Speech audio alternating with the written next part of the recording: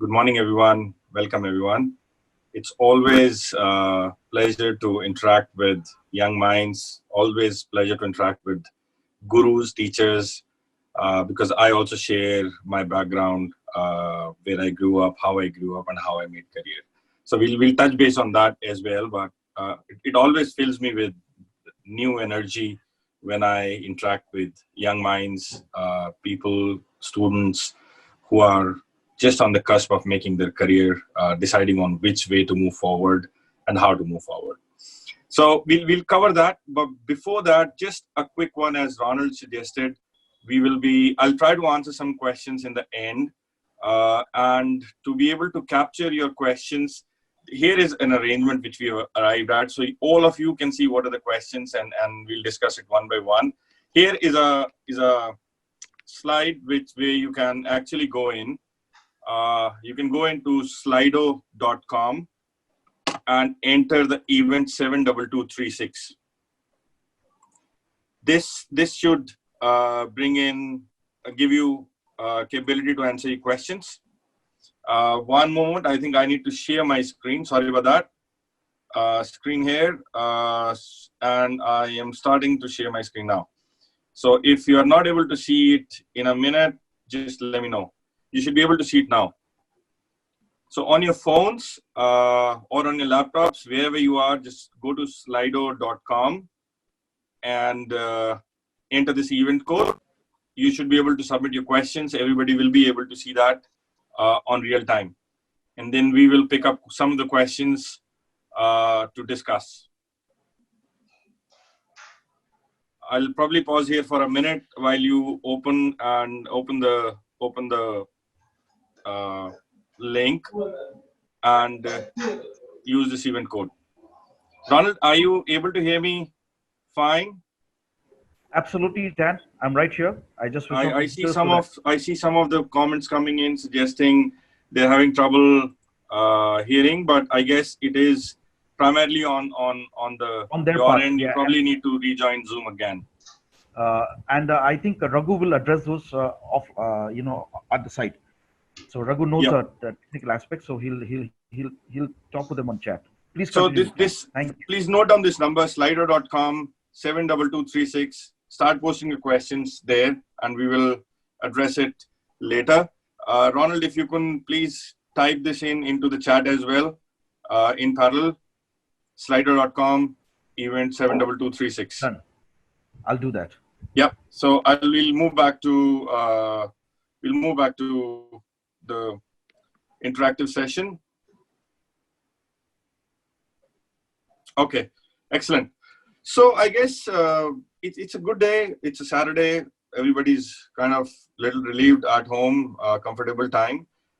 And today's discussion primarily is, I wanted to kind of share some of my experiences, some of my views around cybersecurity, why it is important, how do we get into it, how do we make career in cybersecurity, what are the key things which I look for when I am hiring my team members, what are the key success factors for you to grow in this domain. So before that, I have a couple of slides. I'll run past everyone. I'll probably share it here in a minute, and then I'll not take more than 20 minutes to run past those slides, and then we can get into the question answer session. I want this to be more interactive. Slides, content, there is nothing proprietary. You Google and you will be able to find it. So less focus on slides, more focus on experiences, more focus on insights which I can bring and I can share with you guys basis my time in the industry. So good, we are starting seeing great questions coming up. Please start posting those questions. Meanwhile, I will switch to the slides and we will go through them. One more moment. Here you go. You should be able to see the slides now on the screen. Yeah? Everybody able to see the slides? Yes, Yes, Stan, we are all. All right, excellent. So I think before we start, it's important that we sync up or calibrate on the definition. Everybody seems to have a little different interpretation of what cybersecurity is, what does it mean, etc., etc.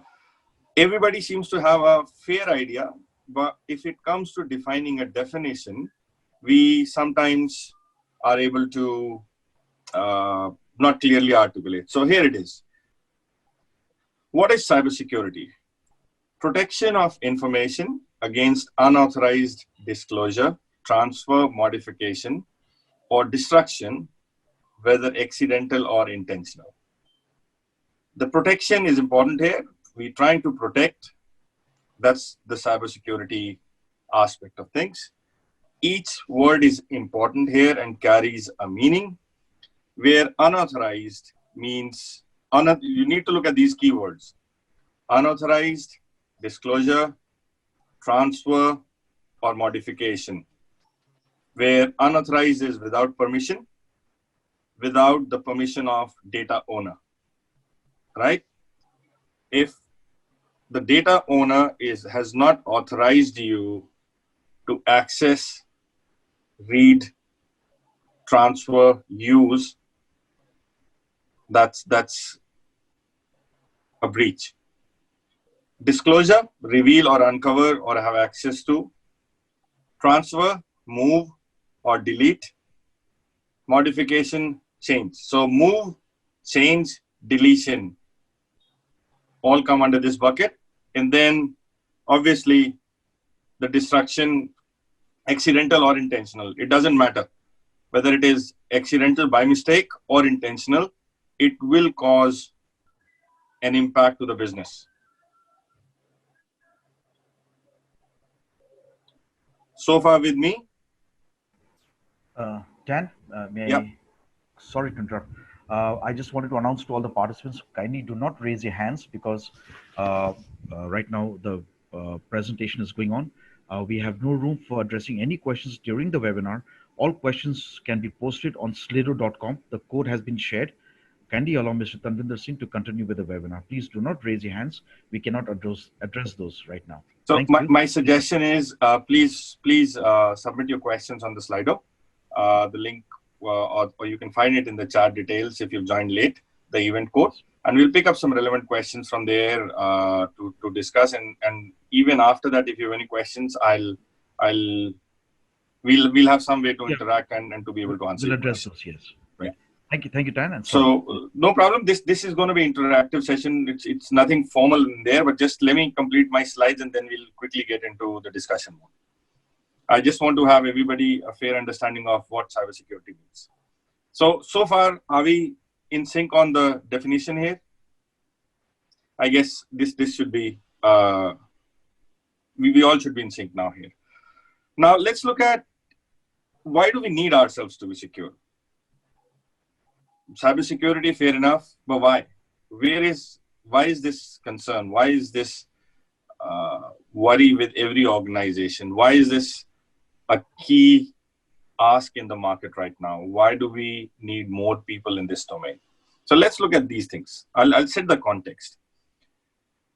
In 2000, when we had to come up with a new platform, new technology, it would take almost $5 million to come up with a new software, new product, new technology. By 2005, that cost had come down to $500K in terms of coming up with a new platform, new software, new product, because by that time, cloud computing had come up. And today, in $50,000 or lesser rather, by 2009, it was $50,000 and today it's around $5,000. If you have $5,000, you can come up with a new idea. You can bring up a new digital product. You can come up with a prototype, have a startup, don't need much money. Why? Because now we have open source frameworks, we have scale cloud computing, We have developers on demand. There are multiple sites where you can hire people on demand for a specific work. You don't need to hire them on your payrolls. There's no need to have people on salary.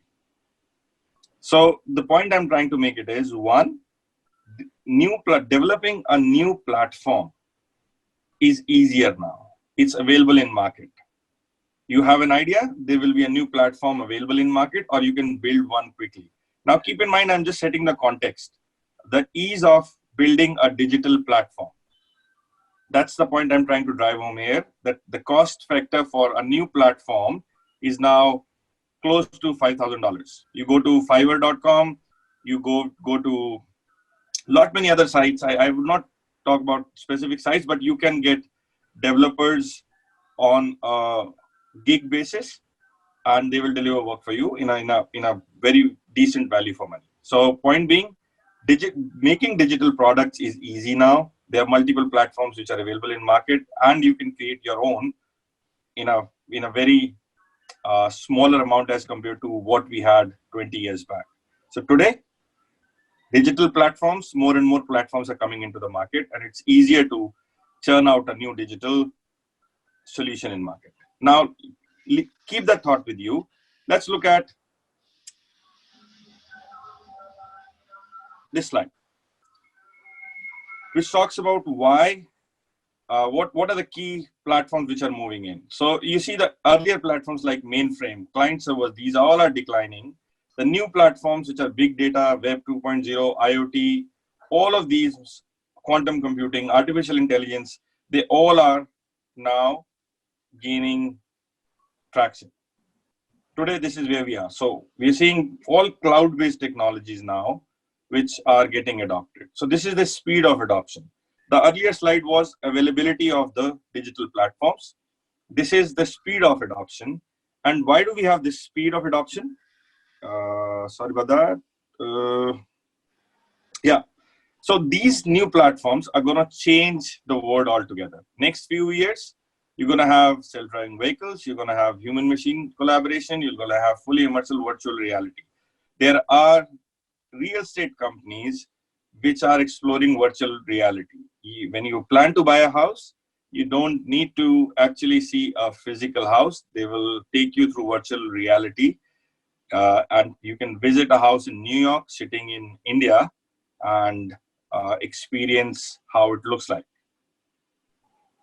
To visit a theme park in coming years, you don't have to physically visit a theme park. You can probably get into a studio in your hometown and enjoy and see and be in a theme park in a virtual reality. So these are the new technologies which are going to be some examples of how world is going to change in coming years.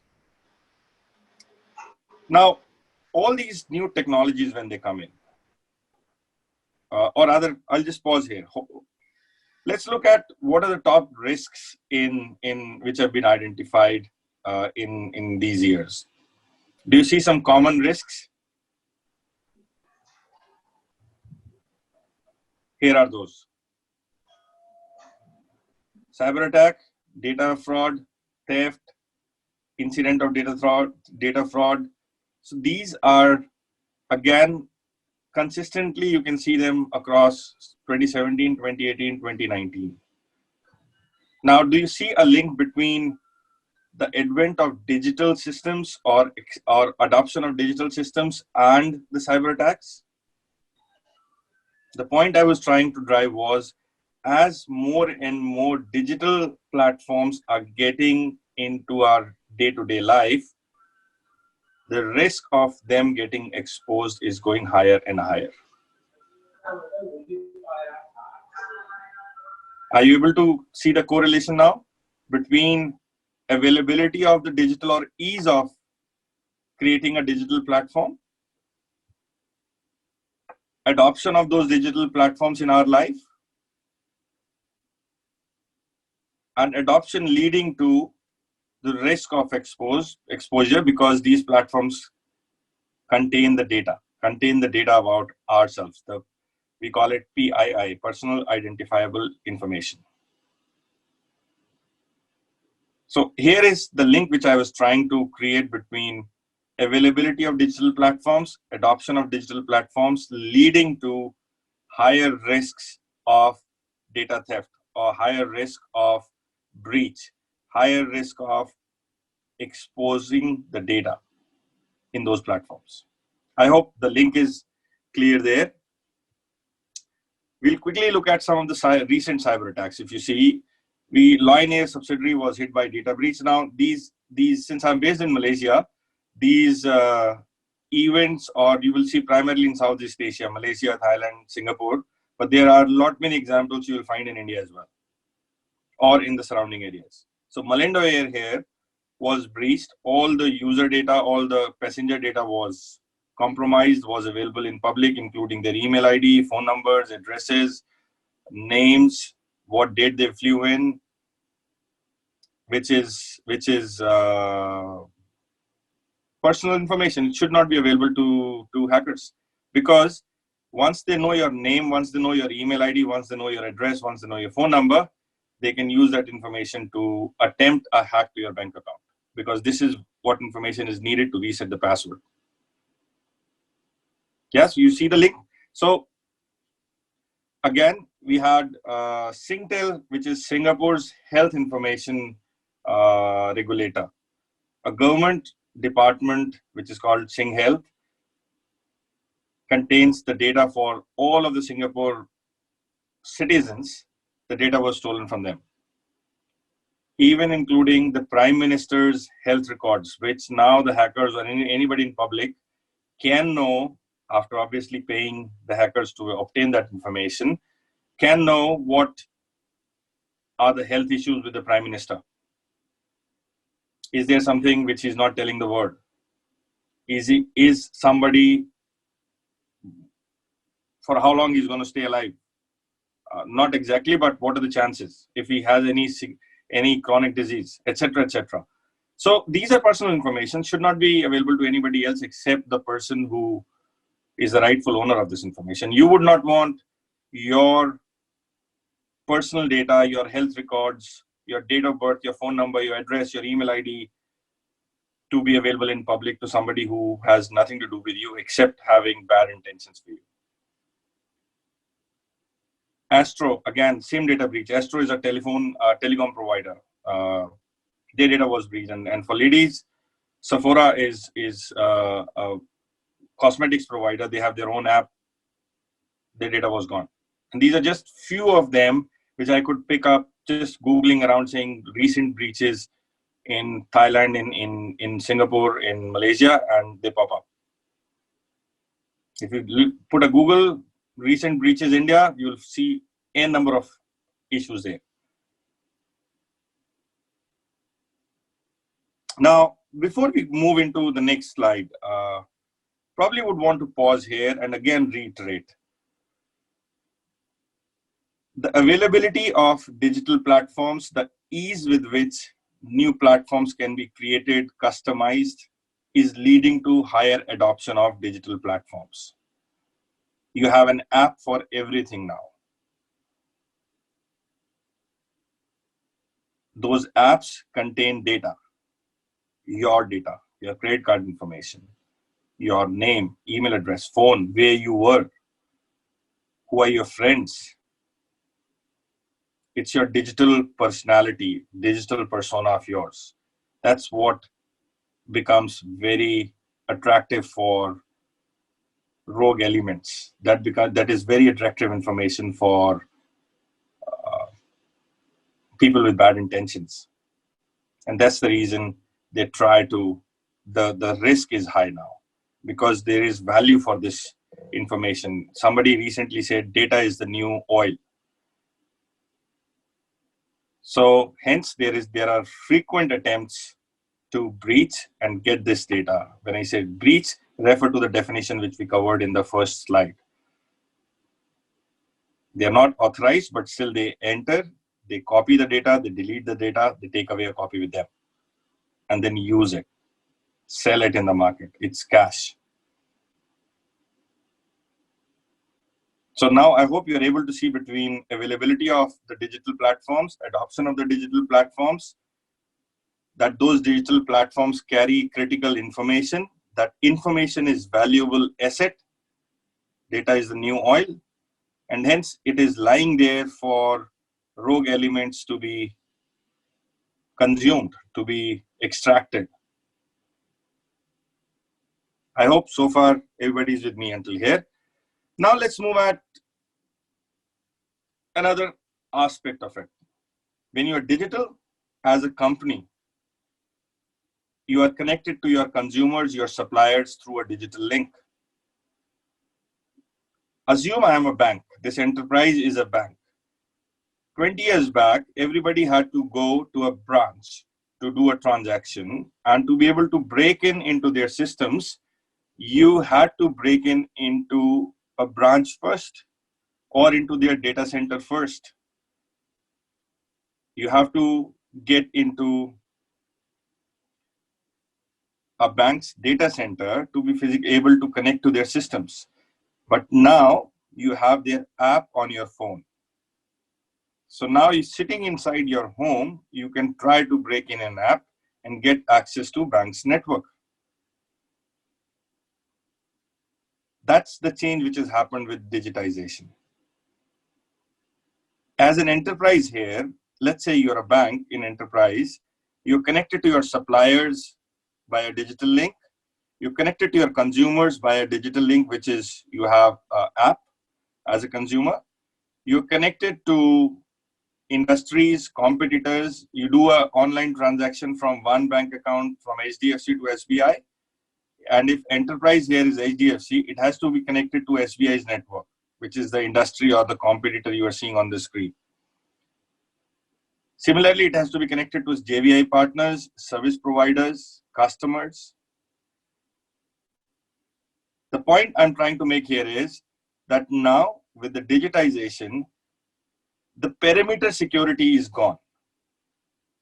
As an enterprise, you're not secure enough by building a high wall outside your office, putting a guard there, putting a solid gate there, and putting some cameras around and having some watchdogs, German Shepherds, etc., to secure yourself.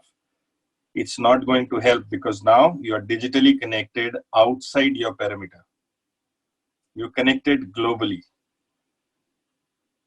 which takes away the notion of perimeter security. There is no more perimeter security now. You have to assume that you're sitting in an open ground, and all 360 degrees around you, there are actors, bad actors, which will try to harm you, and you have to secure yourself in the digital world. On top of it, there are regulatory requirements, there are legal requirements for the enterprises to adopt new digital platforms,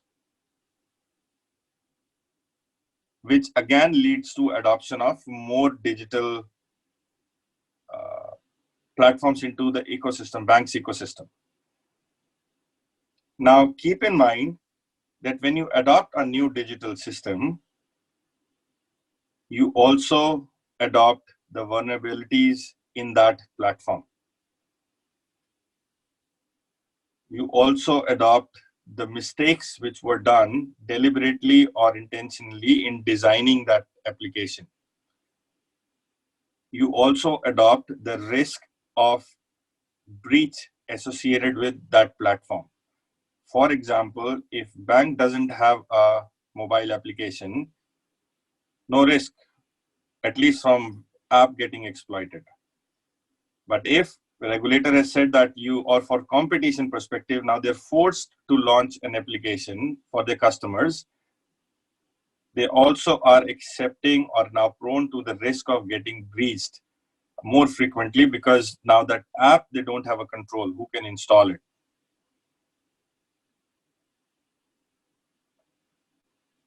They cannot control whether the app is getting installed in a laptop or a phone in Russia or China, and somebody is trying to hack it from there. So the point being that the physical security or the perimeter security is gone. And now because of our connectivity with competitors, industry peers, suppliers, business partners, and consumers, our risk surface has increased. we now have a larger risk surface to protect, because we have inherited these risks along with these new digital platforms which we have adopted for the sake of competition, for the sake of ensuring that we maintain and we are able to compete in the market. I hope until here you're able to see the link between availability of digitization, and I'm repeating it again because that's the line I'm taking here for today, that availability of digital platforms has raised expectations of the consumers, has brought down the cost of adoption of a new platform, and hence there are more adoption of digital platforms. With adoption of digital platforms, no more perimeter security, and now you are open, exposed, and your risk surface has enhanced or increased. So this is generally what is changing now in the world. Historically, we would see that compliance or disclosure requirements were leading organizations to make themselves secure. But now these cybersecurity risks, which you see under the water, this is a representation of a iceberg, where what you see on the top of the surface is lesser as compared to what is below the water. So the unmanaged risks, that's what is a larger risk now. And organizations are now moving towards managing the cybersecurity aspect of it rather than the compliance or the disclosure requirements only. Earlier, we were limited to our four walls for security. If you are safe within four walls, like all of the earlier kings would have their forts, enterprises would have their buildings, secure buildings, that's no more the case. You are now, as an organization, interconnected to global business ecosystems. Earlier, we would protect the perimeter and respond if attacked. Now we have to be ready every time. We have to plan, we have to monitor, because we will get attacked. It's not the question that if I will get attacked or not. It's the question now is, when will I get attacked and how quickly can I respond and manage that attack? Earlier, in organizations, if there was a breach happened, they would keep it to themselves. They would not tell anyone else that we got breached or hacked. Now, companies are talking to each other. They're sharing their best practices. There are industry groups. There are peer groups to share the knowledge, share the information. So that's changed now. If you see now, the whole world is changing, not only just the technology part, but also the risks and how to manage the risks. Earlier, managing risk was keep it to yourself and improve yourself. Now, talk to peers, learn from them, don't waste time reinventing the wheel, and quickly uplift your security posture. I think that's all we had. We're just on time, half an hour gone for slides. If you still would want to keep yourself updated, I am on LinkedIn as well. Just check for Tanvinder, Tanvinder, and send me a LinkedIn invite.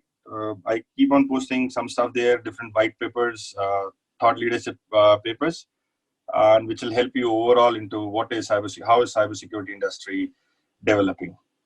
So with that, I will pause here, and we will, Ronald, over to you. Ronald, you're on mute. Yeah. Thanks, Tanvinder. That was a very, very insightful session, brief, and it gives us a good understanding of the reality of, how insecure most of us are. Forget enterprises. I think as individuals, we are very complacent when it comes to using devices and smart gadgets. And I think this is an awakening session for many, many of the people. So I can see on the So I'll bring it. we have a list of questions. I'll bring it here, and then everybody can see what it is. And just as we'll go through a run through as we can. So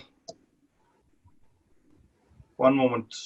Yeah. So there are a lot of questions. I guess If you see a It's lot of six. questions we can see in there. Yeah. So I'll. Do you want me to pick a couple of them? Yeah. I You can. think I'll go ahead, Ronald. Yeah. No, I suggest you pick whatever's convenient for you, because we don't have the bandwidth to answer all of those questions. What do we think is more Yeah, relevant? And yeah, I think yeah. it's a good So I place. think I'll start with this. This is a very relevant question. What is the basic requirement for cybersecurity? So I guess cybersecurity is not a, a milestone that we get some basic requirements and we qualify for cybersecurity. Cybersecurity is a journey. You have to constantly sharpen the saw. Now, probably this question also meant, how do I get into cybersecurity domain? So I'll try to answer from that angle. Cybersecurity is protection of information, protection of data, as we discussed in the first couple of slides. So from that perspective, I would suggest that you get a fairly decent understanding of IT first. Information technology. Either pick any of the domains, either the database, either the network infrastructure, either the programming, designing, pick any one of the aspect there and get yourself mastered in that. That's the basic requirement. And then on top of it, build your cybersecurity career. Directly jumping into the cybersecurity, you can find a job by undergoing a month of training on a certain tool. But again, you will not have the context as to what you're protecting. And to be able to successful in cybersecurity domain, you need to know, or at least should have a fair idea, what you are trying to protect. So my suggestion would be, if you're in college right now, you have programming as a subject, master that, irrespective of any language. If it's C, C++, Java, .NET, any one of them, master that art. Once you're through with programming, you can then start looking at what are the gaps, how does a hacker probably breach my code? How is he able to extract information if he's still an unauthorized actor? And that's where you can start building your career on secure coding practices. How do you secure your code? How do you test the code for security? Once it's deployed, how do you find breaches and reports? So build on top of a base, and the base needs to be any of your skill set, be it programming, be it network management, be it operating system configuration, be it hardware, any of these. But basic, bare minimum, have a very strong base. It'll help you lifelong when you build your career on top of that base in cybersecurity domain. Now, I'll probably, I hope that answers your question. Okay, another one. What are the first steps training courses to take to move into a career in cybersecurity? Valid question. If you are from a programming background and you think you are pretty decent in coding, CEH, Certified Ethical Hacker, that's a pretty decent course to start with. I see, just search for CEH, Certified Ethical Hacker. I think version 8 is right now active. Go with that. It gives you a pretty decent understanding of what are the key breach, how the breaches happen, how the code can be exploited, what are the best practices in secure coding, etc., etc. So that basically touches upon or builds your cybersecurity career on the programming side. If you're on the network side, my recommendation would be, if you're on the LAN side, do MCSE, Microsoft Certified System Engineer. If you're on the WAN side, do a CISSP, which is Cisco Certified CISSP. I don't know for the CCNA, Cisco Certified Network Associate. That's the base course to build your proficiency either in networking or on the operating system side. And then on top of it, you can do CISSP, which is Certified Information Security Professional. So CISSP is a security certification. MCSE or CCNA, they both are non-security courses, but they make you master in your area in information technology. And doesn't take long. CCNA, I think, is if you do a self-study, maybe 1.5 to 2 months of self-study, and you can give an exam, online exam, and there's a lot of material available on the net. MCSE, Microsoft exams, very basic, easy to learn. You'll need to have a laptop and operating system, Windows servers, etc. Install how to make it secure, IP addressing, etc. All that gets covered into it.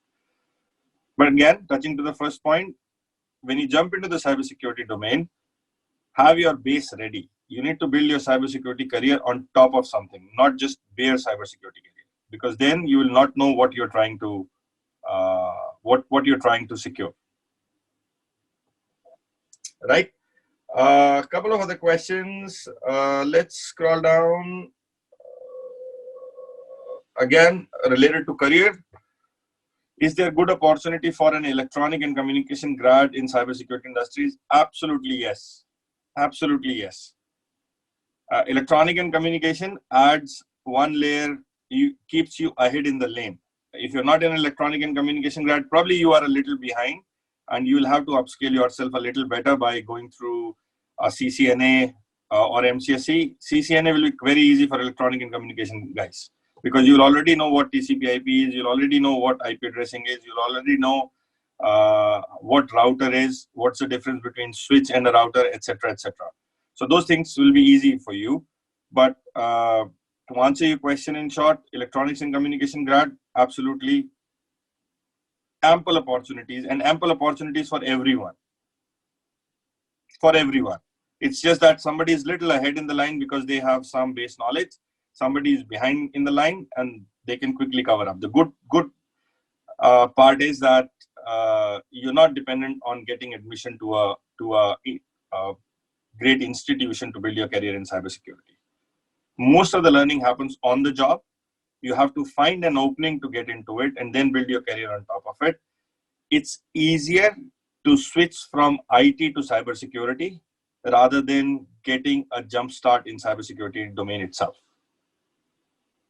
And that's where I was trying to say that build some basic IT competency, be it programming, be it networking, be it infrastructure, operating system.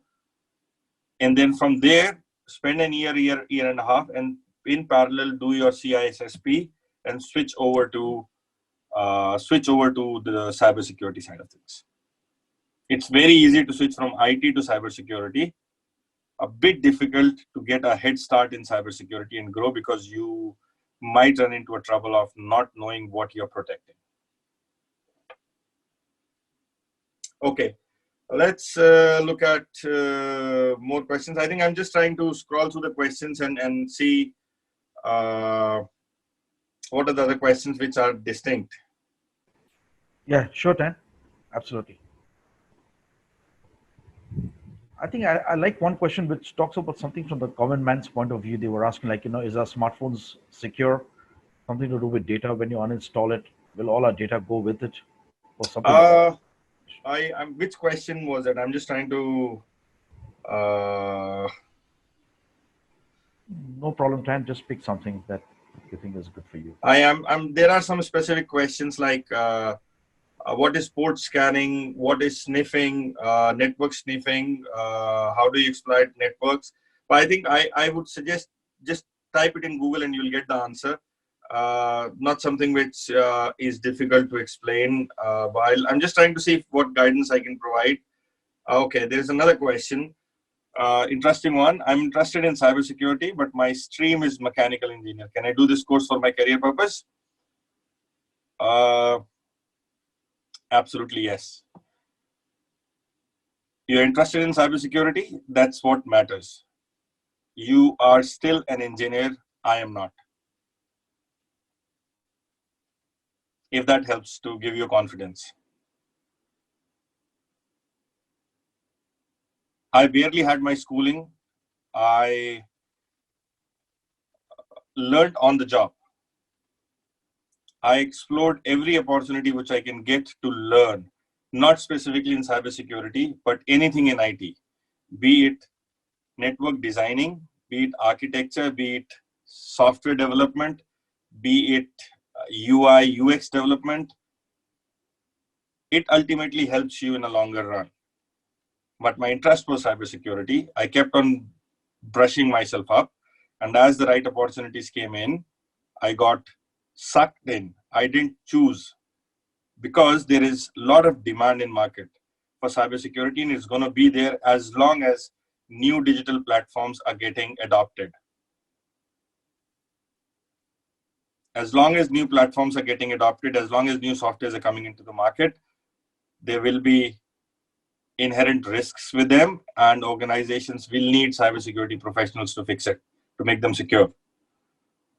So as I said earlier, your stream might help you a bit to stay ahead in the line when you're starting, when you're running, when you're starting the race. But then keep in mind, career is 30 years long. Ronald and I had been together, I guess, we know each other for more than 15 years now, 16 years now. Yes. And when I started my career, I started in a call center taking calls. You can check in my LinkedIn profile. I don't hide anything there. True. But that's something which taught me the basics of networking. That taught me how people use IT systems, IT platforms, digital systems. And that's what learning I use now after 20 years when I'm deciding or I'm working my strategy to protect a asset. Can I do this course for my career purpose? Absolutely. You start with, depending upon where you're coming from and what is your strength in IT, depending upon that, build on top of it. Just put a Google around certifications in information security, cybersecurity. You will get n number of certifications. But keep in mind, CISSP is the base. I think 3 days back, it's been announced that it's equivalent to master's degree, and UK is recognizing it as a master's degree. 3 days back. So CISSP, if you're trying to build your career in cybersecurity, CISSP is the must. That's the starting point. So you do your certifications, MCSE, CCNA on the IT side, and then move to CEH, CISSP, all these certifications. These will bring you at a competitive level with other people. So there definitely, if you're in mechanical engineering, you're already far ahead than a lot of us, people like me who started with a simple graduation or not even that, probably a diploma. So you are already far ahead. You have access to YouTube, you have access to Udemy, you have access to Cybrary, you have access to Coursera. A lot of information is available there. But keep in mind, 70% of the learning is on the job. You can only get 20%, 30% out of these classroom sessions, courses, but these are good enough to get you a break. And once you're in, run with it. I think there are other questions around first steps, training courses, which I covered. My personal preference, as I said, is for CISSP.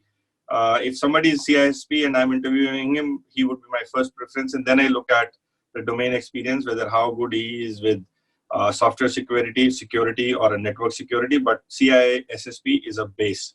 Just Google around, you'll get the details there. 10 domains, good coverage. I think, again, the same question, give or take. I've covered. Another question, I think interesting one is here, how do I get internship in cybersecurity industry? I think that is a little bit of, I would say, problem. We don't have internship opportunities that much in India, except with consulting firms, PWC, Deloitte, EY, or some other high-end firms, which Amazon, which take interns for cybersecurity. But again, as I earlier pointed out, it's a tough competition. Positions are less. Don't wait for internship. Look for an opportunity to get into IT. Brush up yourself. Get your certifications. Within a year, you can knock off. Within a year, you can knock off MCSC and CISSP, or you can knock off CCNA and CISSP, and they're good enough to bring you at par. Don't worry about the internship. You'll get a job directly. But get into IT first. Get into the job first. That's what my take would be, or that's what I would advise to my family members. Getting into cybersecurity directly is a bit of challenge, because you need credentials as to what you can do, what you are there to protect, and that comes with experience. There's no classroom course which teaches you. It's more of on the job. Okay, another light-hearted discussion. Security while Zoom. Okay, so Zoom has improved a lot in recent past. In fact, today when we were putting this link out for Zoom, there are certain precautions which we did, like we disallowed anybody else to present the screen, so nobody can present any funny stuff. We put a password in there. We should have put in a password there. When we are operating in a enterprise system in a company, when we use Zoom, we don't just give out the meeting ID, because with that link and meeting ID, anybody can join in. But then we stopped giving presentation rights to everyone. In a corporate scenario, we also put a password on top of Zoom ID, and we mail those passwords separately. So if you don't have a password, you only have a Zoom link and the meeting ID, you will still not be able to join in. And there are also configurations which we now do in Zoom, that if I am in part of PWC, anybody who's a non-PWC guy or a girl joins in, even with the meeting ID or a password, the administrator has to manually accept him to join the Zoom room. So these are a couple of additional controls which we have put in from a configuration point of view. But by default, Zoom never thought about this problem, and this is called bad designing. Anybody with a link can dial in. The meeting ID is generated randomly, and you can predict. If you have 2 or 3 meeting IDs which you generate on your Zoom randomly, you can see a pattern. And then you can randomly generate meeting IDs, put a meeting ID there, and whosoever has that meeting ID, you will be able to join their meeting. So to mitigate this risk, we started putting passwords. We started manually approving people to join the network, and we also restricted non-enterprise people to join a Zoom meeting. So this is a perfect example of bad design. They came up with a digital platform which allowed people to do a face-to-face interaction, but they missed on designing the privacy aspect of it. How do you keep it private? And it was not intentional, it was unintentional bad designing. The meeting ID could be predicted because it was being generated using a standard randomizer, which anybody could predict. The encryption keys were non-standard, which anybody with a small software could crack and generate the encryption keys. They've improved it, but I think after a lot of issues which were reported back to them. So this is a typical example of bad designing, and you would not know it's a bad design until you know what is a good design. So I think that's where our cybersecurity guys come into picture. I, as a practice, when a new platform is being built, its design comes to us. We review the design from a privacy point of view, data privacy point of view. We also look at from the data security point of view. That can somebody breach in? Have they used good coding practices? Is there a firewall against it? Are we doing a multi-factor authentication? all those things. There is a laundry list of controls which we assess a new platform on before putting it into production and before using it. And that's you learn with experience. Obviously, you don't get that list of controls in a book or in a classroom. You learn it on the job.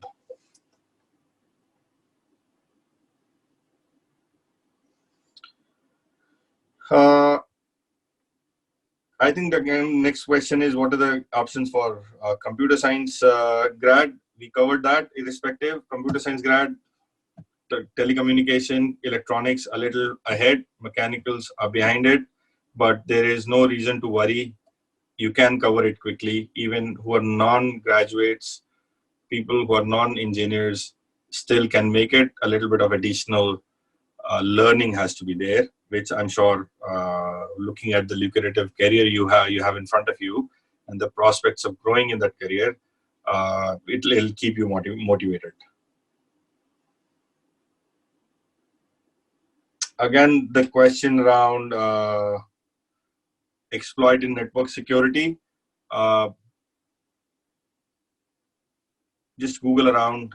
Exploit is a piece of software, additional tool which you can use. It's a ready-made exploit which you can get in market and deploy it. So it's a ready-made piece of code which you can use and which is customized for a specific vulnerability or a weakness for a certain software. So, but still, I think these are basic questions. Google and Udemy has a lot of stuff on this. Cybersecurity is again another decent repository of courses which you can look at. Again, another question here is, as a fresher, how can I enter a cybersecurity? Get into IT and from IT switch over to cybersecurity. That's the easiest way to build your career. Spend 1 year in IT and from there do your CISSP or CEH or a couple of other courses in audit side as well, data privacy side as well, and then switch over. It's comparatively easy. I am interested in cybersecurity, mechanical engineering. I think we touched upon that. Yeah, you already answered this 10. Yeah. Yeah. Again, I'm interested in cybersecurity. This is again here covered. Now here we're talking about what programming language are based in cybersecurity. I think cybersecurity, as I said, is a journey. It's not a milestone. It's not a product.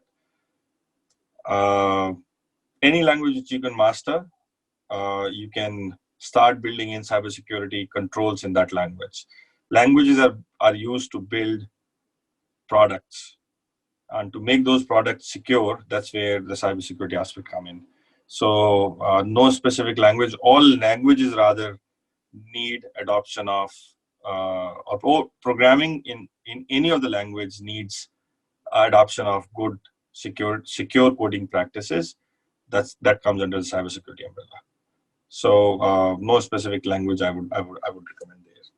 But whatever you have in your course curriculum, just master that. It's going to help. One thing keep in mind is there's not much difference between different programming languages. If you know C++, you can switch over to Java very easily. If you know Java, you can switch over to .NET very easily. I don't think programming language matters. It's the logic. It's the way you write code, the best practices, the secure coding practices. I think that's what matters most.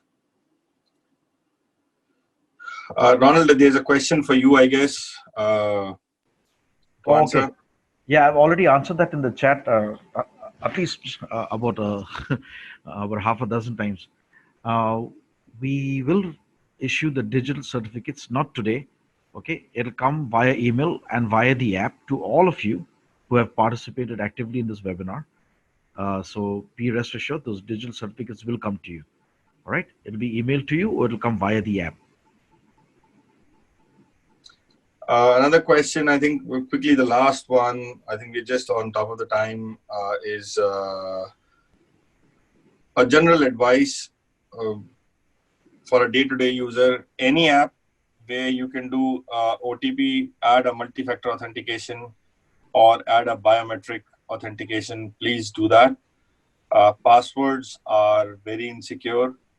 They are meant to be broken.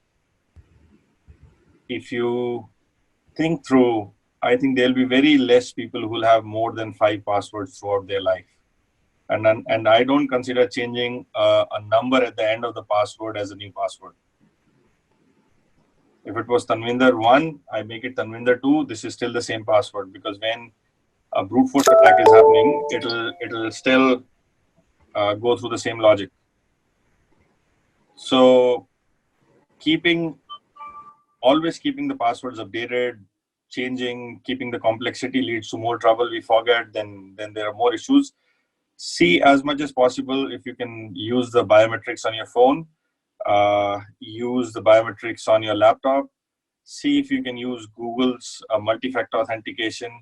It's a free software where you get an OTP or you get a code on your phone to enter after your password. So it's a second level of security.